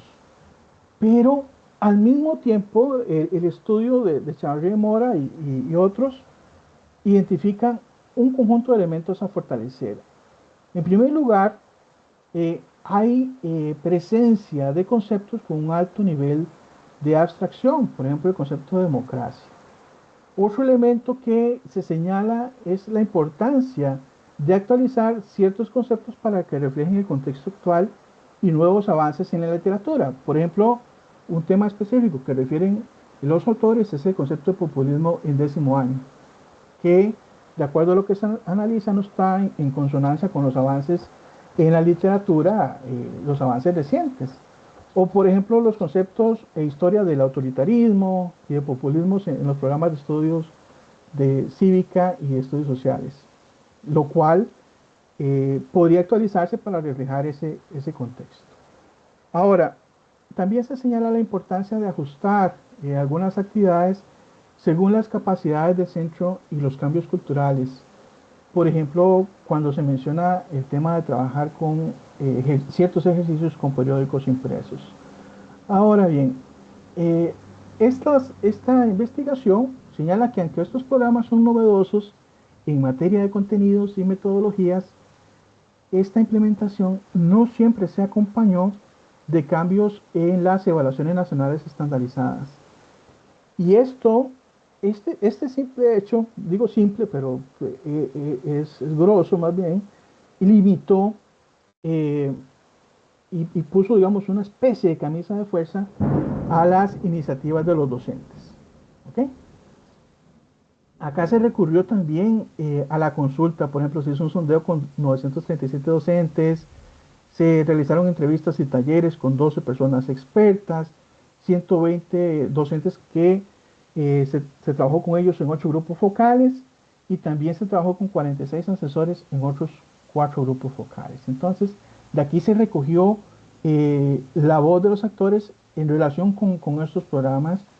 Un tema relevante es, por ejemplo, que 6 de cada 10 docentes no ha recibido capacitación en los últimos años, ya sea tanto en primaria como en secundaria. Ven ustedes, en secundaria se eleva casi al 70%. Eh, Aquí, digamos, vamos a ver que hay un grupo importante que cuando indagamos sobre la frecuencia con que recibe esa capacitación, vean ustedes, hablábamos de cada 2 o 3 años, un 15%, pero hay uno de cada 3, un 34%, que nos dicen, yo incluso recibo capacitaciones con menos frecuencia, o sea, más de 4 años o más. Pero hay otro grupo relevante, uno de cada 10, un 12%, que nunca ha recibido capacitación. Entonces acá volvemos a los temas de la importancia de darle ese acompañamiento al docente para poder implementar esos contenidos de manera exitosa, los contenidos que estamos proponiendo en los programas de estudios. Por ejemplo, otro hallazgo que se encuentra acá es que en primaria las capacitaciones virtuales sincrónicas son más comunes, mientras que en secundaria se recurre más a la capacitación presencial y voluntarias. Eso es un tema que eh, sale de ese estudio. Ahora, hay una percepción importante de los docentes de que hay contenidos desactualizados o que en muchos casos eh, resultan insuficientes para atender las necesidades contemporáneas. Por ejemplo, 60% dice que es importante actualizar estos programas de cara a las necesidades que tenemos en este siglo XXI. ¿Y qué es los temas que ellos principalmente señalan? Por ejemplo, en temas que tienen que ver con tecnologías de la información y comunicación, con ciudadanía digital, ética en el uso de redes sociales y noticias falsas, o por ejemplo, en temas de cambio climático, sostenibilidad y desarrollo económico. Aquí solo un 7% de los docentes consideró que los contenidos actuales eran adecuados. Pero vean acá es este gráfico que nos ofrece muchas luces de acuerdo a la voz de los docentes, ¿verdad? Ahora, hay también desafíos en materia de comprensión o de desarrollo de competencias prácticas.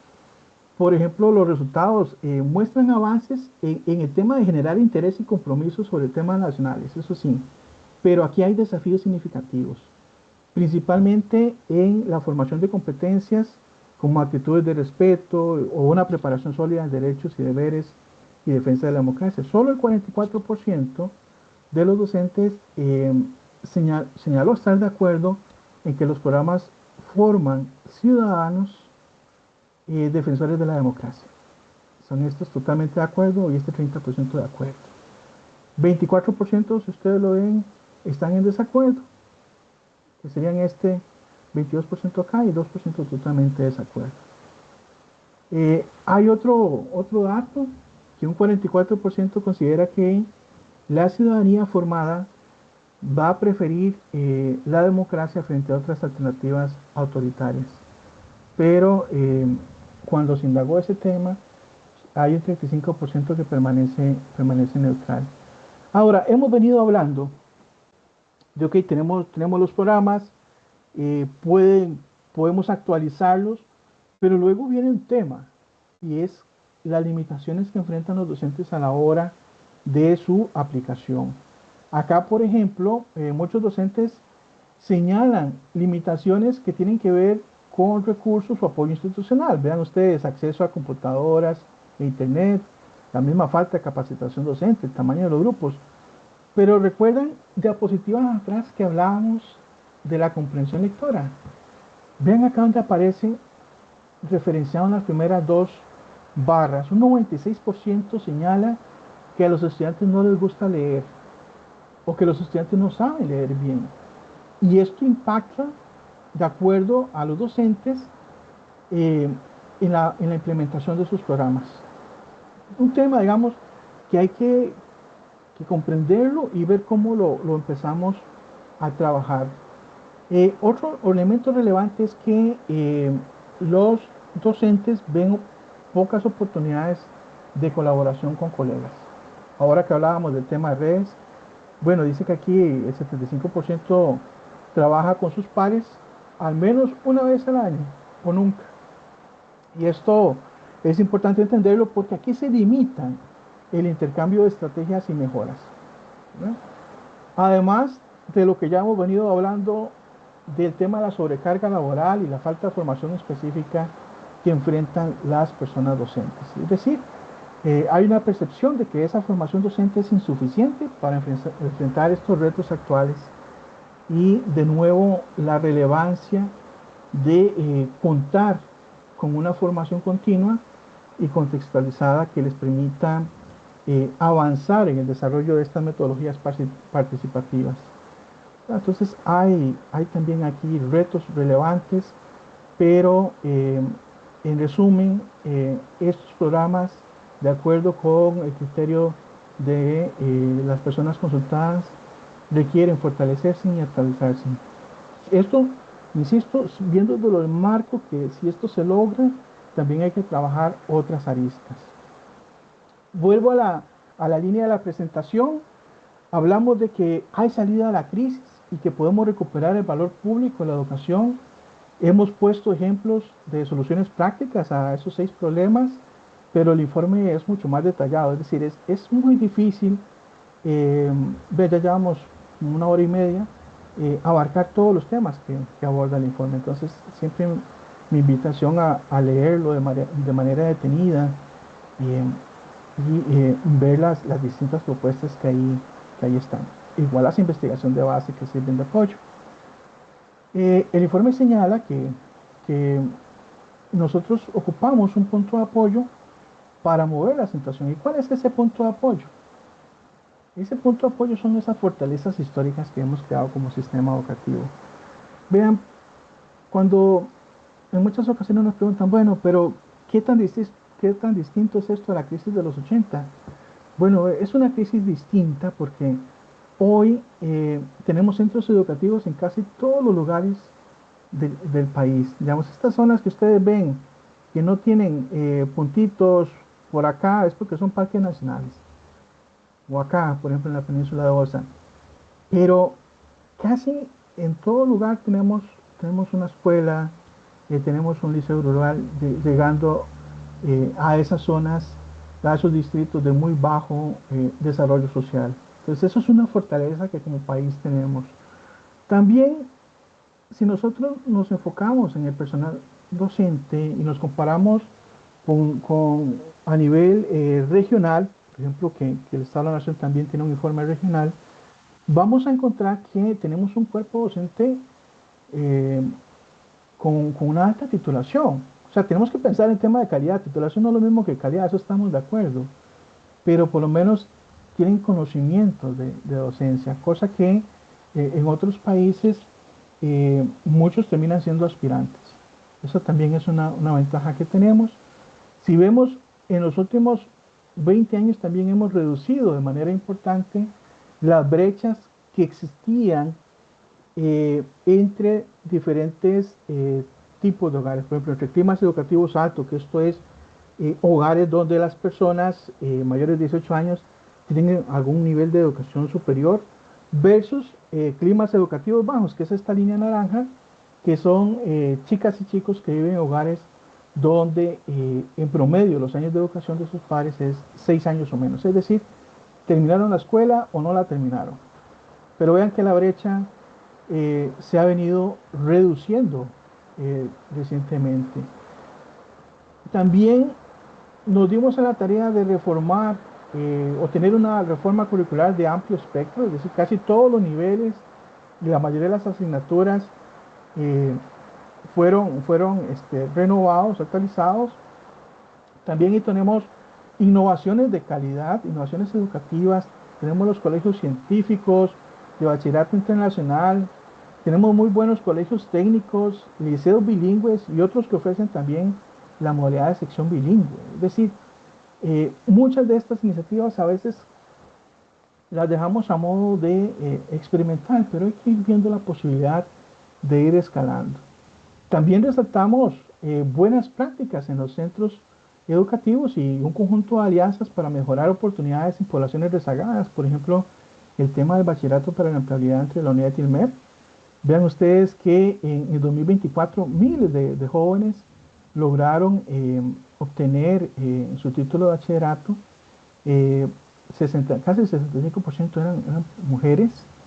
También hemos venido reduciendo las brechas de acceso a la universidad.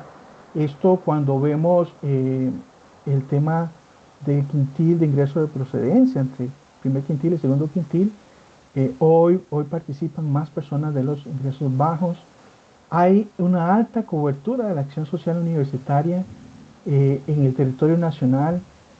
Aquí vamos a ver en este mapa diferentes eh, eh, distritos que tienen hasta 3 proyectos operando, entonces lo cual es una buena noticia, y aquí hay algunos que tienen una presencia alta con 4 proyectos o más.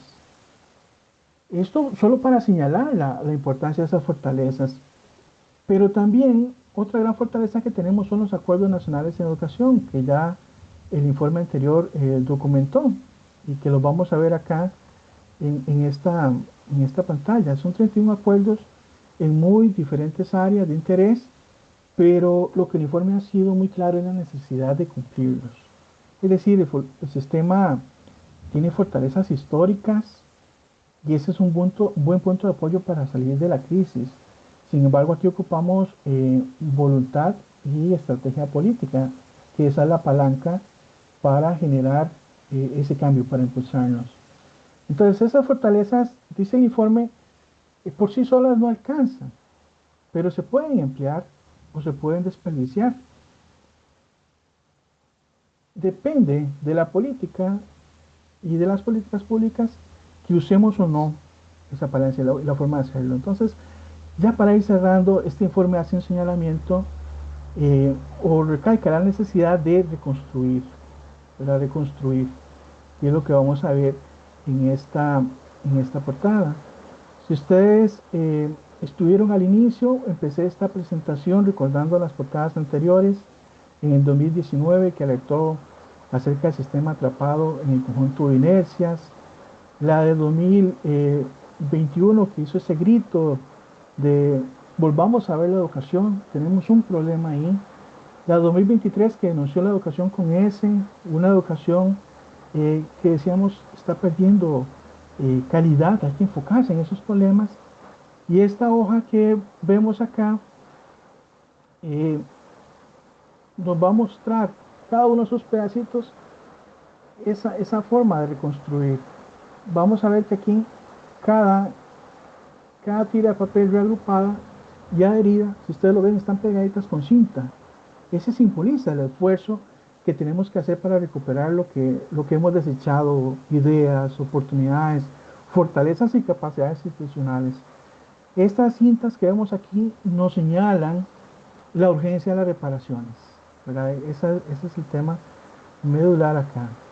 Ahora, no podemos sentarnos a llorar sobre la leche derramada. Es hora de reconstruir, es hora de reconstruir. Es una invitación a todas las personas y a todos los actores sociales y políticos a poner manos a la obra y actuar. Yo lo dejaría por acá. Muchas gracias. Siento que me he extendido bastante, eh, pero bueno, es un tema amplio realmente y como les digo, quedan muchos temas ahí en la palestra, temas que no nos da chance de analizar. No sé, don Adolfo, Sí. si vamos a tener tiempo para algunas consultas o... Gracias, don Dagoberto. Sí, sí, por supuesto. Vamos a robarnos unos minutitos más. Em, bueno, por ahí hay algunos comentarios hechos por la señora Mercedes Quesada en el chat, em, donde habla del problema de la lectura como una afectación actual y menciona el IA como una herramienta, eh, pero el uso de esta en el inicio de la educación no permite la lectura, la creatividad y mucho menos promueve el interés. Y quisiera ella también saber si se ha desarrollado algún estudio diagnóstico que permita proyectar la estrategia educativa con un crecimiento sostenible y visión a mediano y a largo plazo. Por lo demás, también agregarle de que me gusta el cierre de la charla que nos ha traído don Dagoberto, donde pues menciona algunos datos positivos que tenemos. No, no todo es negativo, hay cosas positivas también. Y bueno, parece que por lo que usted nos ha dicho, que la población no percibe que este sea el principal problema, pero podría ser una de las principales soluciones para el futuro del país.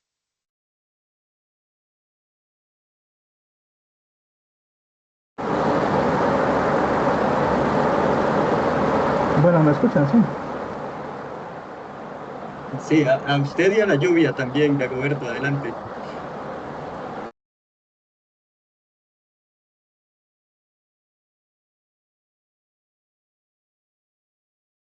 Permiso. Adelante, adelante, don Julio. Don Dagoberto, Eh, ¿nos sigue escuchando? Sí, Sí, sí, sí. ya empezó a llover por acá, entonces, sí, no, es que- de forma breve, agradecerle, don Dagoberto, muy clara, y tan clara que es que, y no tengo que dejar de decirlo, qué triste es ver lo que hemos perdido o lo que hemos dejado de alguna forma desprotegido en términos generales, ¿verdad? Nada más una semblanza, si en mi rol de abogado yo fuese el fiscal y usted el perito que está detallando los hechos que le acontecen a alguien, creo que estaría pidiendo yo la sentencia más alta para quienes dejaron de cumplir su deber. Pero esa es una sensación, nada más es un comentario. Pero es lamentable saber el retroceso que hay para algo que, diría nuestra Constitución, en el artículo 50, esa garantía de que todos estemos bien, de que el Estado me tiene que dar un ambiente sano. ¿Y qué ambiente sano puede haber si le voy quitando toda esa ilusión, ese conocimiento, toda esa valía, ¿verdad? Eh, por un proceso educativo que está debilitado y que tal vez, por más que lo intente en la estructura deficitaria en la que está, no va a alcanzar para que todas las personas se potencien, ¿verdad? Se potencien, ¿verdad? Y como dijo el compañero, no es que todo esté negativo, no, es que está cuesta arriba. Entonces, si ya hay familias que les cuesta toda esta inversión, todo este proceso educativo, ahora, además que fuese en algunos sectores o en algunas circunstancias deficitario, pues es lamentable, ¿verdad? Es lamentable, pero sí, tenemos mucho que hacer. Yo creo que todas las personas aquí presentes estamos haciendo todo lo posible por sumarnos a este rescate, ¿verdad? De la educación, que es lo que le queda a los chiquitillos y las chiquitillas. Eso es su herramienta para la vida, estar educados. Y entonces en esa línea, pues agradecerle, te digo, queda uno con esa sensación, ¿verdad? Tal vez yo de tantos años ya en servicio público, nunca había visto esto a ese nivel, nunca. Ya con 32 años de servicio público, hemos pasado crisis, hemos tenido momentos, pero me parece que estamos en un momento histórico muy, muy difícil, y muy sui generis de algunas cosas que no valen la pena mencionar. Pero sí, el reto es grande, pero hay que hacerlo. Como usted hace su cierre, hay que hacerlo. Y vamos a abocarnos a eso. Muchas gracias.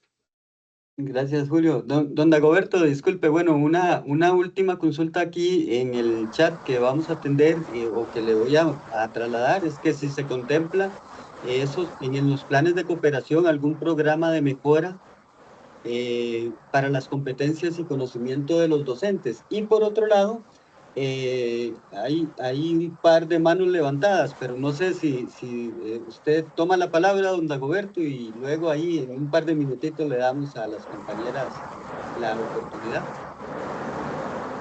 Sí, ven, el tema docente tiene múltiples aristas, es decir, cuando nosotros hablamos de establecer estas rutas de mejoras, nosotros planteamos la necesidad de abordarlo desde la formación inicial. Diversos estudios hemos venido insistiendo, por ejemplo, que en los países hay una preocupación, los países que tienen los mejores sistemas del mundo, sobre la forma en cómo se elige la persona que estudia educación. Acá, digamos, no contamos con ese tipo de filtros, entonces hemos insistido en la importancia de, por ejemplo, abordarlo desde el proceso de selección. Pero, si ustedes ven, en Costa Rica desde el año 2020 se aprobó una ley, se aprobó una ley de prueba de idoneidad. O sea, puede ser que Creo en que hay, cualquier momento. Chao, cariño, chao.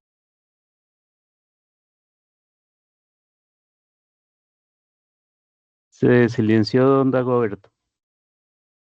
¿Mm? Quedaste silenciado. sí, es que hay otra persona que está hablando en el mismo momento. Ok, desde 2020 se aprobó una prueba de idoneidad, no sé si eso lo de la ley de prueba de idoneidad para personal docente. Sin embargo, 2025, lo que llamamos del informe, era algo que todavía no se estaba implementando. Es decir, ahora hay como un transitorio que van a aplicar una prueba para un grupo de docentes que quieren aspirar a propiedad. Y bueno, lo que hemos venido insistiendo es que es un sistema que ha propiciado que tanto buenos como malos docentes estén en servicio. Pero bueno, ya usted los contrató. ¿Qué hacemos? Bueno, hay que trabajar en el desarrollo profesional. Sin embargo, cuando uno empieza a analizar las estadísticas, uno sabe que hay un órgano como el IDP que tiene un rol preponderante en esa materia, pero el presupuesto también ha venido cayendo. Se encuentra que, de acuerdo con los análisis realizados, muchos de los servicios que se ofertan de repente no están articulados. Pero entonces, nosotros en ediciones anteriores del informe, por ejemplo, habíamos abordado la importancia de desarrollar lo que son las competencias tecnológicas en el personal docente. Sin embargo, es una ruta que se rompió. Se rompió. Aquí hicimos borrón y cuenta nueva y hay que ver cómo se retoma. Pero indudablemente, vean, la magnitud de estos problemas, y ya lo hemos señalado en otros ámbitos, eh, hay algunos de ellos que el ministerio no los puede resolver solos. Entonces, de ahí nuestro llamado a que como sociedad nos pongamos manos a la obra y empecemos a ver de qué forma contribuimos a salir de esa crisis. Ahora, si a través de estas exposiciones, digamos, se pueden sugerir algunos temas de cooperación, sería importante que eso se gestione a través de las oficinas responsables. Digamos, nosotros como programa Estado de la Nación, de repente podemos sugerir algunas líneas en ese ámbito, pero ya la parte operativa eh, está en otra mesa, ¿verdad? Y ahí es donde de repente hay que empezar a apoyar, hay que empezar a apoyar como actores que estamos interesados en mejorar la calidad del sistema público. Claro, vamos, don Dagoberto, a concederle un minuto a Natalie, que tiene la mano levantada, y posteriormente para que usted en otro minutito haga el cierre y que me queden 5 minutos para mostrarles algo que hemos preparado para la gente del sistema. Adelante, Natalie. Gracias, Adolfito. Buenas tardes. Hola, Bueno, hola. muchas gracias. Tantas cosas tan importantes, todas, tantos datos, creo que no dejaron casi que por fuera ninguna variable en el informe y todas, casi la mayoría, ¿verdad?, tan preocupantes. Me gustaría saber, don Dagoberto, si esto, digamos, ya fue presentado, digamos, a las autoridades, a los jerarcas de las diferentes instituciones mayormente relacionadas, ¿cuál fue, digamos, su actitud ante los resultados? ¿Cuál fue su su aproximación, cuál fue su respuesta, su disposición a trabajar en forma articulada y conjunta y planificada. Sí, en ese ámbito, digamos, la respuesta, creo que al tener este enfoque propositivo, ha sido bien recibido en muchos sectores. Es decir, más que diagnosticar, quisimos ir un poquito más allá y proponer algunas opciones de salida. Sin embargo, digamos, hay temas, por ejemplo, que tienden como a dividir mucho, por ejemplo, el tema de inversión. Se nos suele decir, bueno, pero ustedes están pidiendo más recursos. Bueno, no estamos hablando de incrementar la inversión al 8% en el 2026. Sabemos que eso no es viable, pero sí proponemos mejoras graduales. Y vean ustedes que he insistido en eso. O sea, no ocupamos de repente generar hacer una reforma integral, que fue un tema que abordé. Es que algunos sugieren ese tema, ¿verdad? Tener como una reforma integral para salir de la crisis, sino como ir abordando, socando algunas tuerquitas que podemos ir trabajando desde ya para revertir la situación, para revertir esta crisis y buscar un camino de mejora. Pero esperamos que sea una mejora sostenida. Ahora viene el tema, un contexto que cada dos informes nos toca, que es el tema electoral. Yo espero, digamos, que las personas interesadas en participar en dicho proceso lean el informe, vean las recomendaciones que estamos haciendo. No precisamente, el informe no pretende ser un oráculo, pero por lo menos que se empapen del tema, de la realidad educativa que estamos viviendo. Insisto, a uno le gustaría que el informe tuviera un efecto importante en la toma de decisiones, y ese es como un objetivo medular que está trazado, es decir, dar seguimiento y que sirva para la toma de decisiones. Sin embargo, ustedes van a ver que hay diferentes esferas de toma de decisiones. Está desde la parte macro, pero hay otra que incluso va al mismo centro educativo. ¿Qué podemos hacer nosotros en el centro educativo para empezar a atender muchas de estas debilidades? Es decir, aquí el tema es conocernos mejor a través de esta información para tomar decisiones basadas en la evidencia.